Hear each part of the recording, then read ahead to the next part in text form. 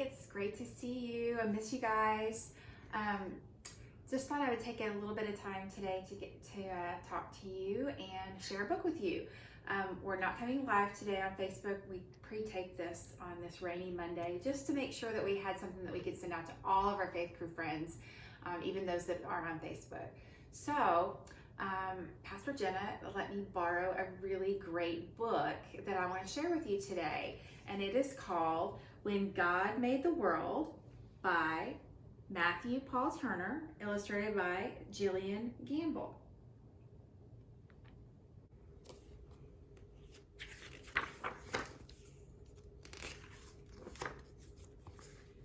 In the very beginning, before anything was, before God started doing what it is God does, when all that existed was wide open space, God imagined a universe and began to create.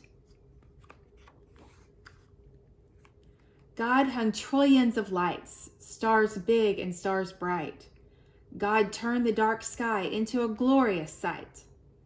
God put planets in places with moons in some cases and galaxies that reach the outermost spaces.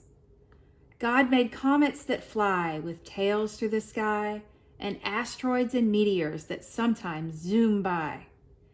And with cosmic explosions, God set space in motion, causing planets to orbit their suns with devotion. And somewhere, all the swirling light, inside of milky white, among stars and planets and cosmic dust, God made a place for the story of us. Because when God made the world, God displayed heaven's glory for you and for me and all the world's stories. Our planet, God made a blue and green sphere and designed it to orbit the sun once a year. God made daytime and nighttime, climates and seasons, and all kinds of weather that varies by region. God made continents and oceans, islands and seas, a north and south pole that God put in deep freeze. God carved rivers and brooks, mountains and caves, made beaches with sand and huge crashing waves. God made tropics and plateaus, glaciers and meadows, marshes and tundras, and erupting volcanoes. God made some high places with peaks in the sky and places where snowflakes still fall in July. And quite a few spots God made it so hot you should visit, just know that you must drink a lot. God made valleys so low and geysers that blow, and under Earth's surface God put well springs that flow. Then, with gardens and forests and other things green, God made earth come to life using soil and seed. God made cypress and pines, bushes and vines, all kinds of trees with leaves God designed. Plants full of flavor like basil and thyme, and trees that grow citrus like grapefruit and lime. God made flowering plants and plants that enchant. While most you can touch, God made some that you can't. Roses, be warned, are prickly with thorns, and there's an African melon God covered in horns. And poison ivy's backlash, giving you a rash. Whenever it touches, you'll itch and you'll scratch. But don't let that stop you. Run barefoot through grass. Pick a flower or two, or a bouquet, perhaps. Find a tree you can climb, or with a seat and some twine, build your very own swing or a backyard zip line. And when you eat grapes or pour syrup on crepes, or into a forest you go to escape, give thanks to God for all that God made, for the fruit and the syrup, for the trees and the shade. Because when God made the world, God did all that God could to create every detail for our joy and our good. Now what happened next is a mystery at best. But God made a bird, and that bird made a nest. So God filled the sky, perhaps over time, with birds and more birds, and most learned to fly. God made bluebirds and blackbirds, big birds and small birds, A few birds quite absurd, and the loudest birds you've ever heard. Crows crowed, doves cooed, chickens clucked, owls hooed, robins chirped, pheasants whirred. The world got noisy when God made bird. Then the oceans God filled with fish, sharks, and krill, creatures God made with fins and with gills. Swordfish and trout, fish sleek and fish stout, and whales that God made to breathe through a spout. God made sea rays and eels, red fish, yellow or teal, and some fish so odd that they hardly look real. Like a fish that has fangs or a monster-like face, or a fish that flies or makes its body inflate.